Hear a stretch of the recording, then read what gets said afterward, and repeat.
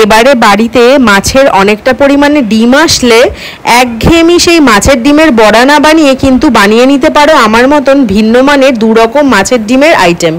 একটা মাছের ডিমের অমলেট আর একটা কিন্তু আনারস দিয়ে মাছের ডিমের চাটনি। এমন দু রকমের রেসিপি বাড়িতে থাকলে সেদিন আর রান্নার তেমন কোনো চিন্তাই থাকে না। তো দেখো মাছের ডিমটা ফার্স্টে তোমাদেরকে দেখিয়ে নিচ্ছি। এখানে মাছের ডিমটাকে আমি হাফ হাফ করে কিন্তু আলাদা আলাদা বাটিতে কিন্তু রেখে দেব। এবারে দেখো এদিকে দেখো আমি এই হাফটা ভালো করে চটকিয়ে নিতে হবে আর আরেকটা বাটির হাফটাও কিন্তু ভালোভাবে চটকিয়ে নিতে হবে, একটু যেন মানে ঘেটে ঘেটে মতন যায়, ভিতরে যেই ডুমো ডুমো ভাব বা যেই তেল ঠেল জমাট বেঁধে থাকে সেগুলো যেন বেশ ভালোভাবে যেন এরকম সুন্দর করে ফাইন করে একদম মেখে নাও। তারপরে কি করব আমি দুটো বাটিতে আলাদা আলাদা করে মেখে নেওয়ার পরে কিন্তু একটা বাটির মাখাটা সরিয়ে রেখে দেবো আর একটা বাটির মাখাতে দিয়ে দেবো পেঁয়াজ কুচোনো, তারপরে দিয়ে দেবো লঙ্কা কুচোনো, নুন দিয়ে দেবো, দিয়ে ভালোভাবে মেখে দিয়ে দেবো অল্প বেসন। এই জিনিসটাকে কিন্তু বেশ ভালোভাবে নাড়াচাড়া করে মেখে টেকে একদম যেমন আমরা ডিমের অমলেট বানানোর সময় ফেটিয়ে দিই ডিমটাকে পেঁয়াজ কাঁচা লঙ্কা এসব দিয়ে নুন টুন দিয়ে, তেমনভাবে কিন্তু মাছের ডিমটাকেও সুন্দর করে পেঁয়াজ কাঁচা লঙ্কা আর বেসন দিয়ে কিন্তু নুন টুন দিয়ে ভালোভাবে ফেটিয়ে রাখতে হবে। দেখেই মনে হচ্ছে না মুরগির ডিমের অমলেট সেই বানানোর মতন সেই গোলাটা? দেখো এবারে কিন্তু আমি এই যে গোলাটা এখানে রেডি করে রাখলাম এটাকে কিন্তু একটা চাপা দিয়ে রেখে দেবো।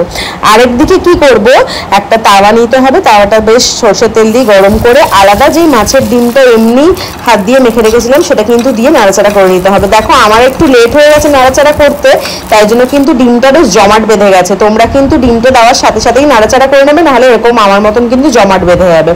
তাই আমি কি করলাম, জমাট যেহেতু বেঁধে গেছিল ডিমটা ভেজে নামিয়ে রাখার পর ঠান্ডা হওয়ার পর হাত দিয়ে একটু আধ ভাঙা গুঁড়ো গুঁড়ো মতন করে নিলাম। তারপরে সেই তাওয়ার মধ্যেই আরো কিছুটা সরষের তেল দিয়ে দিতে হবে শুকনো লঙ্কা আর পাঁচ ফোড়ন। তারপরে সেটা ফোড়নটা বেশ ভালোভাবে ফ্রাই হওয়ার পরে দিয়ে দিতে হবে এখানে কিন্তু ছোট ছোট করে টুকরো করে রাখা আনারস। আনারসটা কিন্তু একদম মুখে টেস্ট করে দেখে নেবে যে মিষ্টি কতটা আছে বা টক একটু আছে নাকি। তারপরে কিন্তু এর মধ্যে হলুদ আর নুন কিন্তু দিয়ে বেশ কিছুক্ষণ নাড়াচাড়া আমাদেরকে কিন্তু করে নিতে হবে, যাতে যখন দেখবো হালকা একটু জল বেরোনোটা স্টার্ট হয়েছে আনারস থেকে তখন কিন্তু ঢাকা দিয়ে দিতে হবে একটা ঢাকনা দিয়ে। তারপরে কিছুক্ষণ ঢাকা রেখে মিডিয়াম ফ্লেমে হচ্ছে বা লো ফ্লেমে একদম রেখে যখন দেখবো হালকা জল বেরিয়ে এসছে তখন ঢাকনাটা তুলে এর মধ্যে আরো কিছুটা জল আর চিনি অ্যাড করে দিতে হবে, তোমরা যে যেমন চাটনিতে মিষ্টি পছন্দ করো। তারপরে যখন দেখবে আনারসটা পুরোপুরি কিন্তু মানে সেদ্ধ হয়ে গেছে তখন এই যে ভেজে রাখা মাছের ডিমটা যে আমি হালকা হাত দিয়ে আধ ভাঙা মতন করে দিয়েছিলাম সেই ভাজা ডিমটা কিন্তু ওর মধ্যে দিয়ে দিতে হবে। তারপরে দুটোকেই বেশ সুন্দরভাবে ফোটাতে দিতে হবে। তোমরা চাটনি যে যেমন ভাবে ভালোবাসো, মানে হালকা একটু মানে গ্রেভি গ্রেভি মতন থাকবে, হালকা লিকুইড থাকবে, ওরকম অবস্থায় কিন্তু ফ্লেমটা বন্ধ করে নামিয়ে নিতে হবে। হয়ে গেল মাছের ডিমের আর আনারসের চাটনি। তারপরে দেখো তাওয়া আরও একবার গরম করে নিলাম, তারপরে কিন্তু এর মধ্যে দিয়ে দিতে হবে সাদা তেল। তোমরা অমলেট বানানোর সময় যে যেমন তেল ইউজ করো অতটাই তেল দিয়ে দেবে। তারপরে এই যে দেখো এখানে অমলেট বানানোর জন্য যে সব মিশিয়ে রেখেছিলাম সেই মিশ্রণটা কিন্তু এই তেলটার মধ্যে ঢেলে দিতে হবে। তারপরে দিয়ে কিন্তু হালকা হাতে চামচ দিয়ে পুরো এরকম মানে চারিদিকে স্প্রেড করে দিতে হবে, যেমন অমলেট বানানোর সময় আমরা খুন্তি দিয়ে স্প্রেড করে দিই। তো দেখো এখানে চারিদিকে স্প্রেড করে দেওয়া হলো আর তারপরে দেখো এখানে হচ্ছে পুরো অমলেটের মতন লাগছে তাই না। তারপরে কিন্তু ঢাকা দিয়ে দিতে হবে আর ফ্লেমটা রাখতে হবে লো টু মিডিয়াম। তারপরে দেখো কিছুক্ষণ বাদে যখন ঢাকা তুলবে তখন দেখবে উপরটাও বেশ অনেকটা হয়ে এসছে, তখন কিন্তু এরকম একটা খুন্তির সাহায্যে বেশ আস্তে করে কিন্তু পাল্টে দিতে হবে।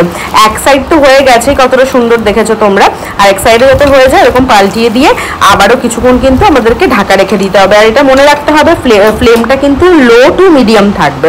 তারপরে ঢাকা তুলে যখন দেখবো নিচের সাইডটাও হয়ে গেছে, হালকা হাতে হচ্ছে খুন্তি দিয়ে তুলতে হবে, দেখতে হবে যে নিচের সাইডটাও যেন হয়ে গেছে। যখন দেখবো নিচের সাইডটাও হয়ে গেছে তখন কিন্তু আমরা ফ্লেমটা বন্ধ করে রেখে দেবো। আর দেখো এখন খুন্তি দিয়ে তোমাদেরকে চেক করে দেখিয়েও দিচ্ছি আর কোনো আঠা আঠা ভাবও নেই, তার মানে আমাদের মাছের ডিমের অমলেটটাও কিন্তু পুরোপুরি তৈরি। এবারে তোমরা কেটে অমলেটের মতন করে এটা খেতে পারো।